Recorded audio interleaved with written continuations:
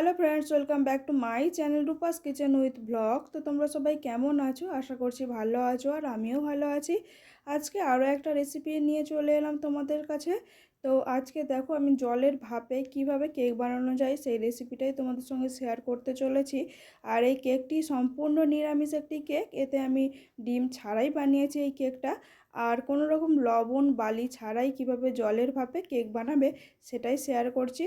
তাহলে দেখে নাও। কেক বানানোর জন্য এখানে আমি নিয়েছি 150 গ্রাম ময়দা, আর নিয়ে নিচ্ছি 100 গ্রাম সুজি। তো যতটা পরিমাণে ময়দা নেওয়া হবে তার 3 ভাগের 2 ভাগ কিন্তু এখানে সুজিটা নিয়ে নিতে হবে। তারপরে ওই মেজার করেই আমি নিয়ে নিচ্ছি 1.5 কাপ পরিমাণে চিনি, দিয়ে দিচ্ছি বেকিং পাউডার, আর দিয়ে দিচ্ছি সামান্য পরিমাণে লবণ। তারপরে ওই মেজার কাপের মধ্যেই আমি নিয়েছি 1 কাপ তেল,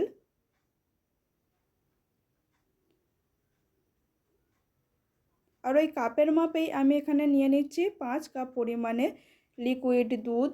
তো এই দুধটা আমি আগে থেকে জাল দিয়ে গরম করে নিয়েছিলাম, আর তারপরে পুরোপুরি ঠান্ডা করেই আমি এখানে ব্যবহার করছি। তো যতটা ময়দা সুজি আমি নিয়েছি সেই অনুযায়ী এখানে আমার 5 কাপ দুধ লাগছে, তাই আমি 5 কাপ দুধ এখানে নিয়ে নিচ্ছি।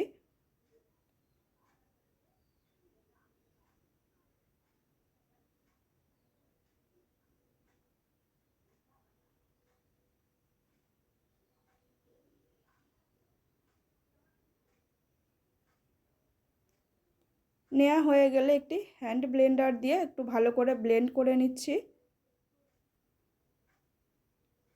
এই সময় কিন্তু খেয়াল রাখবেন যে পাকে আপনারা ব্যাটারটা বানাচ্ছেন সেই একই পাকেই যেন ব্যাটারটা বানানো হয়। যেমন আমি ডান দিক দিয়ে ঘুরিয়ে ঘুরিয়ে আমি ব্যাটারটা বানিয়ে নিচ্ছি। তো ঠিক এই একইভাবেই কিন্তু একই সাইড দিয়ে ঘুরিয়েই কিন্তু ব্যাটারটা বানাতে হবে।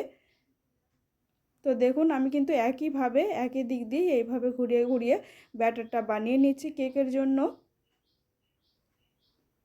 একটু ভালো করে ফেটিয়ে নিতে হবে, তাহলে কিন্তু কেকটা ভালো মতো ফুলবে আর খুবই জালিদার হবে।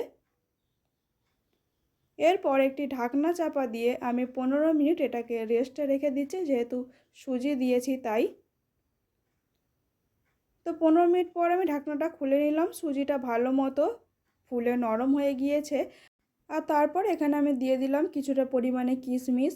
এতে করে কেকটা খুবই ভালো খেতে লাগবে।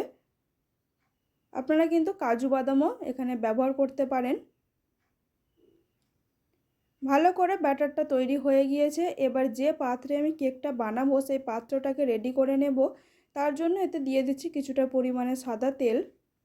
তেলটা দিয়ে ভালো করে পাত্রের গায়ে লাগিয়ে নিচ্ছি। এতে করে কেকটা উঠে যাবে ভালো মতোই, বাটির গায়ে কিন্তু একেবারেই লেগে থাকবে না। তারপরে এর মধ্যে দিয়ে দিচ্ছি অল্প একটু ময়দা। ময়দা দিয়েও ভালো করে বাটিটাকে সেট করে নেব। কেকের জন্য বাটি কিন্তু এখানে আমার রেডি হয়ে গিয়েছে। তারপরে যে ব্যাটারটা বানিয়েছিলাম সেই ব্যাটারটা আমি এর মধ্যে দিয়ে দিলাম। সমস্ত ব্যাটারটা দেওয়া হয়ে গেলে হালকা হাতে একটু এরকম করে ট্যাপ ট্যাপ করে দিতে হবে। এতে করে এর মধ্যে কোনো রকম বাবেল সৃষ্টি হবে না, আর কেকটা কিন্তু একদমই ভালোভাবে রেডি হবে। আর তারপর আগে থেকে একটি পাত্রে আমি জল দিয়ে এইভাবে ফুটিয়ে নিয়েছিলাম, আর তারপর একটা স্ট্যান্ড বসিয়ে কেকের পাত্রটা আমি বসিয়ে দিলাম। এরপর একটি ঢাকনা চাপা দেব। এরপর 10 মিনিট পরে আমি ঢাকনাটা খুলে নেব, কারণ এর মধ্যে আমি একটু ড্রাই ফ্রুটস ব্যবহার করব তার জন্য। তো এখনই ড্রাই ফ্রুটসটা দিলাম না, তাতে করে কিন্তু কেকটা ফুলে গেলে ওটা ঢাকা পড়ে যাবে। তো 10 মিনিট পর ঢাকনাটা খুলে আমি এখানে দেখো কালো কিশমিশ দিয়ে দিচ্ছি। এতে করে কেকটা উপর থেকে দেখতে ভালো লাগবে। আবারও ঢাকনা দিয়ে আমি 20 মিনিট এটাকে তৈরি করে নেব। তো 20 মিনিট পর আমি চলে এসেছি, আর কেকটা কিন্তু এখানে আমাদের একেবারেই রেডি হয়ে গিয়েছে। এটাকে আমি নামিয়ে নিচ্ছি। তো দেখো, আমি কেকটাকে নামিয়ে নিয়েছি। এবার ঠান্ডা করে নিয়ে একটি প্লেটে আমি সার্ভ করে নেব। তো কেকটা দেখো আমি প্লেটে সার্ভ করে নিয়েছি, আর কত সুন্দর কেকটা দেখতে হয়েছে দেখো বন্ধুরা।